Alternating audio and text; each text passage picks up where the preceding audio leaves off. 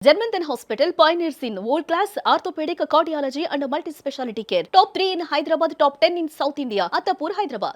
ఇప్పుడు మీరు ఒక పోలీస్ స్టేషన్కో ఒక ఎంఆర్ ఆఫీస్కో ఎంపీడీ ఆఫీస్కో ఫోన్ చేస్తే మీరు చేసిన మీ తర్వాత వీరభద్రగౌడ్ గారు కావచ్చు గుమ్మనూరు జయరాం గారు ఫోన్ చేసి ఎవరి మాట ఎక్కువ చెల్లుతుంది? అధికారంలో వాళ్ళ మాట చెల్లుతుంది, నా మరి మాట వాళ్ళ మాట చెల్లుతుంది కదా, వాళ్ళ మాట చెల్లుతుంది కదా, వాళ్ళు పోయినారు అక్కడికి. మరి మీరెందుకు పోయినారు దాడులు చేసేకి? భయం లేదా? అరే అధికార పార్టీ వాళ్ళు మన మీద కేసులు పెడతారనేసి దాడి చేసేపోలేము. దాడి చేశారు కదా. దాడి చేయలేదు, అది చేసింది ఎవరు? మొత్తం టీవీలను చూపించాయి కదా, మొత్తం పగలు కొట్టి. దాడి చేసింది ఎవరు? ఆ గుమ్మనూరు నారాయణ. ఆయన ఎందుకు చేస్తాడు? మళ్ళీ వాళ్ళ దగ్గర కంపెనీ అది, వాళ్ళ కంపెనీలో ఆయనే దాడులు చేసుకుంటారు. మళ్ళీ మా మీద కేసులు పెట్టేకి. ఓకే, ఇప్పుడు అది మేము మా వాళ్ళు కేవలం తాళాలు వేసినారు.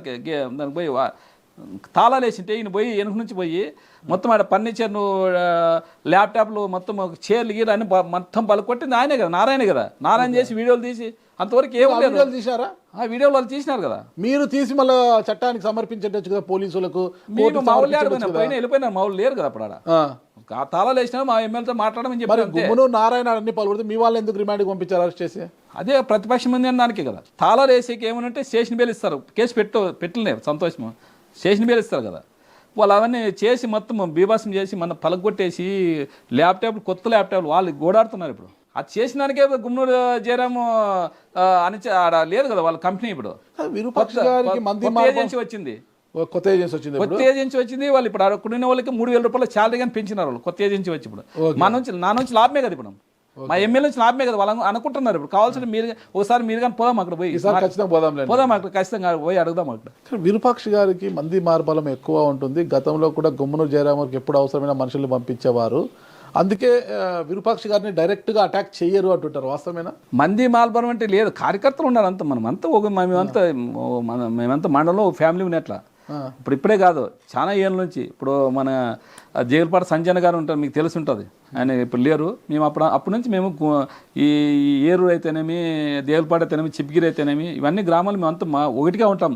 ఈ మొత్తం మండలంలోన ఎప్పుడైనా కానీ ఏదైనా కానీ టీడీపీ వాళ్ళు కానీ మేము ఎప్పుడు గొడవ పడలేదు. మేము ఎప్పుడు బాగా ఫ్యామిలీగా ఉంటాము, అందరూ కలిసి ఏదైనా ఉంటే అంత ఒకటే అయిపోతాం మేము. ఇక్కడ గుమ్మనూరు జయరాం గారు గుంతకల్ నువ్వు ఎమ్మెల్యే గెలిచిన ఆలూరుకు వచ్చి ఆధిపత్యం చెలాయిస్తుండడంతో దాన్ని వీరభద్రగౌడ్ గారు, టీడీపీ ఇన్ఛార్జిగా ఉన్న వీరభద్రగౌడ్ గారు కూడా జీర్ణించుకోలేక ఆయన మీరు చీకటి ఒప్పందాలు ఉన్నాయి, రాత్రి 10 తర్వాత ఇద్దరు మాట్లాడుకుంటుంటారు ఫోన్లో, ప్రతి అంశం మీద ఇద్దరు చర్చించుకుంటారు, నీకు 60 నాకు 40 అన్నట్లుగా మాట్లాడుకుంటుంటారన్న విమర్శలు ఉన్నాయి బయట. అవన్నీ అబద్ధం. నేను మాల వేసుకున్నాను, ఏ సమాలు వేసుకున్నాను.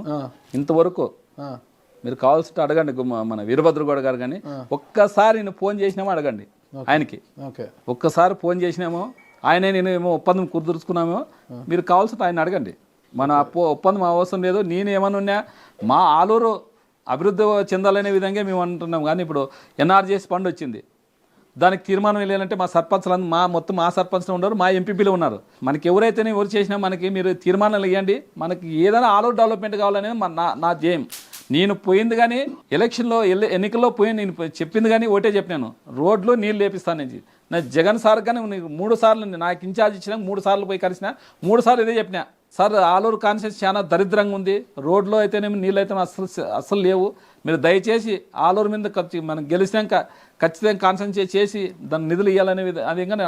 3 సార్లు గెలిచాడు కదా, అంత దరిద్రంగా ఉందని ఎలా మాట్లాడారు ఆ పదం మీరు? నా వెహికల్ వస్తున్నావా, ఏ మండలానికైనా పోదాం, ఏదైనా ఒక రోడ్డు ఉందని చూపి నాకు. ఆయన మంత్రి కదా, 5 ఏళ్ళు మంత్రిగా చేసిన కదా, మేము తీసుకొని పోతాం ఏ మండలానికన్నా.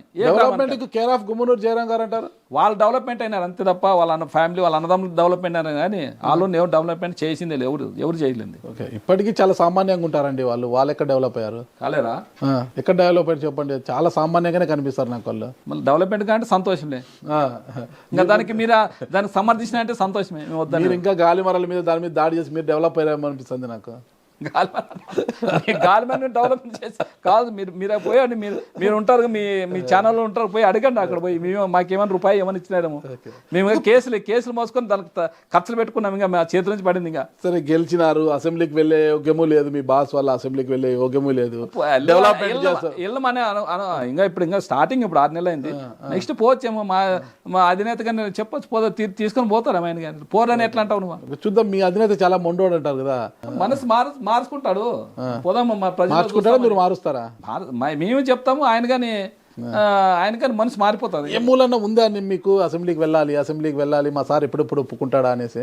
వండుకోండి ఎట్లుంటుంది ఇప్పుడు ఎమ్మెల్యే అయినాక అసెంబ్లీ అంటే దేవాలయం ఉన్నట్టు అది అక్కడ పోవాలంటే సామాన్యులు పోలేరు కదా ఒక ఎమ్మెల్యే తప్ప ఎవరైనా పోతారు అక్కడ అసెంబ్లీలో కడగ పెట్టే కాదు కదా అట్లా ఎమ్మెల్యే పోలని మాకు ఉంటుంది ఎందుకు మీ మామ జయరాం గారు వచ్చి అల్లుడు నువ్వు ఆడుంటే ఎట్లా అసెంబ్లీకి వెళ్ళలేవు, జగన్మోహన్ రెడ్డిని అసెంబ్లీకి పంపిడు, వచ్చేయి తెలుగుదేశం పార్టీలోకి వచ్చేసి హ్యాపీగా నీకు ఒక 20 కోట్ల 30 కోట్ల ఇప్పిస్తాను, నిధులు ఇప్పిస్తాను, బాగా వర్క్ చేసుకుంటూ డెవలప్మెంట్ చేసుకుంటూ అంతా కలిసిమెలిసి ఉంటామంటే కండువా మారుస్తారా లేదా? నా ప్రాణం ఉన్నంత వరకు కండువా మార్చే ప్రసక్తి లేదు. ఎందుకు? నేను ఒక సామాన్య కార్యకర్త, నేను అలాంటిది జగన్మోహన్ రెడ్డి గారు నన్ను పిలిచి అట్లా వాళ్ళు చాలా మందిని చూస్తాను. మీ మామ కూడా గతంలో ఇదే మాట చెప్పాడు, నేను కండువా మార్చే ప్రసక్తే లేదు అని. ఒకరికత్త నాకు అవసరం లేదు. నేను ఒక సామాన్య కార్యకర్త. మీరు కానీ చూసినారు ఇల్లు ఎట్లుందో, మా చిప్గిల్లు ఎట్లుందో. అలాంటిది జగన్మోహన్ రెడ్డి పిలిచి నాకు జనవరి 10వ తారీఖు పిలిచి నీకు ఎమ్మెల్యే టికెట్ ఇస్తున్నాను, నువ్వు పోయి ప్రచారం చేసుకోపని పిలిచి నన్ను ఇచ్చినాడు కాబట్టి నాకేం అవసరం లేదు. నేను నా కట్ట కాలే వరకు నేను వైసీపీలోనే ఉంటా, నేను చనిపోయినా నా శవం పైన వైసీపీ కండువా కప్పాలి అన్న ఎమ్మెల్యేలు కూడా ఈరోజు పార్టీలు ఫిరాయించి తెలుగుదేశం పార్టీలో ఉన్నారు. వేరే నాకు ఒకరితో అవసరం లేదు. నాకు నా సిద్ధాంతం నాది వేరు. ప్రమాణం చేయండి. ప్రమాణం చేసి చెప్తున్నా, నేను పార్టీ విరూపాక్షని నేను రాజకీయాల్లో ఉన్నంత వరకు వైఎస్ఆర్ కాంగ్రెస్ పార్టీలోనే ఉంటా, జెండా మారను, జెండా వీడను అని ప్రమాణం చేయండి. ప్రమాణం చేసే పని ఎందుకు? మాల్లో ఉన్నాక మాట చెప్తాను చాలు అంతేనంటారా? మాలలో ఉండి మరి చెప్తున్నారు. లేదు పార్టీ మనం రాజకీయాలనుక దూరం ఉంటాం కానీ పార్టీ నాకు అవసరం. పార్టీ మారు రాజకీయాలకి ఏమన్నట్టు దూరం కొంటే పోతాం, ఓకే, అంత తప్ప పార్టీ మారాలని మేము మారం.